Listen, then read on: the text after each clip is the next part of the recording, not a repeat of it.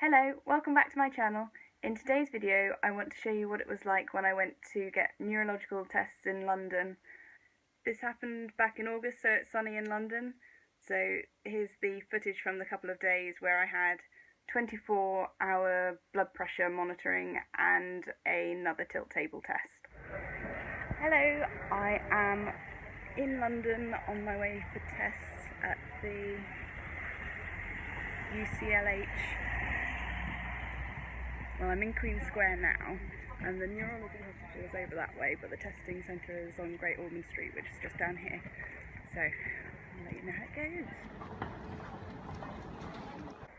I've had my 24-hour blood pressure cuff fitted, and I've had to start filling in the time it takes the blood pressure, what I'm doing and what I'm feeling. And at the moment I am in the best waiting room I've ever been in, with all these reclining chairs, and waiting to talk to a doctor. Okay, so the hospitals are finished with me for the moment. I've had a bit of a run around because we started off in Great Ormond Street over there, at the day centre for the NHNN, and then we had to go over to that building where they fitted me with the 24-hour blood pressure cuff, which is this. I think I've already showed you that. And then now I'm going to do my brisk 3-minute walk that they want me to do this morning, and fill in my blood pressure. Well, I don't have to write down the blood pressure, but I have to write down the time that I set the box to go off before the walk and then after it as well. And I've got to fill it all in this booklet. I'm back at the hotel room, and this is how the blood pressure monitor looks in its little satchel, and then this tube is going up and down into my sleeve, and there's the cuff there. This is my hospital bracelet. I've been technically admitted to hospital, although I'm not there at the moment.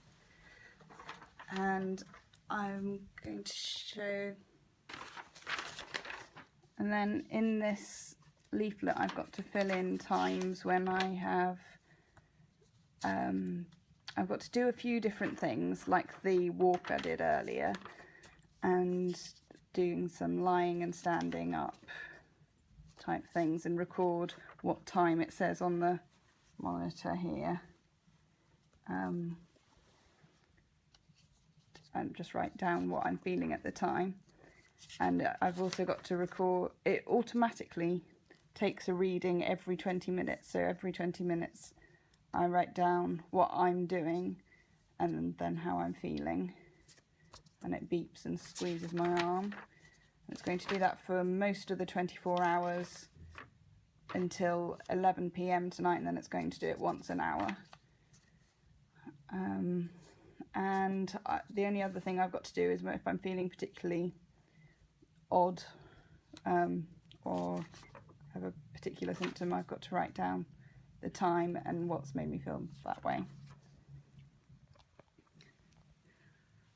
That's pretty much what I've been doing all day today. There we go. It's day 2 in London for tests, and I've still got my blood pressure cuff, and I'm going to have this off this morning and have a tilt table test. I don't know if there's other things. I'm going to have blood tests. I'm actually going to have a cannula put in for the first time, so they can take blood whilst I'm being tilted and after I've been tilted, and test adrenaline levels, which if they stuck a needle in me twice, my adrenaline would be going up anyway when they stuck a needle in me, so they've got to do it through a cannula. That's about as much as I know for today. I haven't been allowed to eat anything this morning, so I'm quite hungry. And that's where I stopped filming.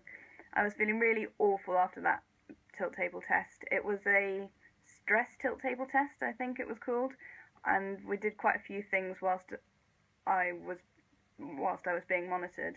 I had to do things like put my hand on a pack of ice, and then they took my blood pressure again to see if that had had any response. I also did some maths questions and things like that. I wish I could remember everything I'd done, but it was quite a long time ago now, and there were a few little things like that. I had been worried about a couple of things before the test, but I needn't have been. I was able to stop it at 25 minutes when I couldn't cope with it anymore, and the cannula didn't really bother me too much. But my veins are quite easy to find, so I probably shouldn't have been worried about that. The results of all that 2 days of testing was that they agreed I do have a diagnosis of postural orthostatic tachycardia syndrome, and they couldn't find anything else neurologically wrong with me, so that's good. I have tried a couple of different medications for POTS, but that will be another video. So subscribe if you haven't to my channel, and I'll see you in another video soon. I hope you're having a brilliant day.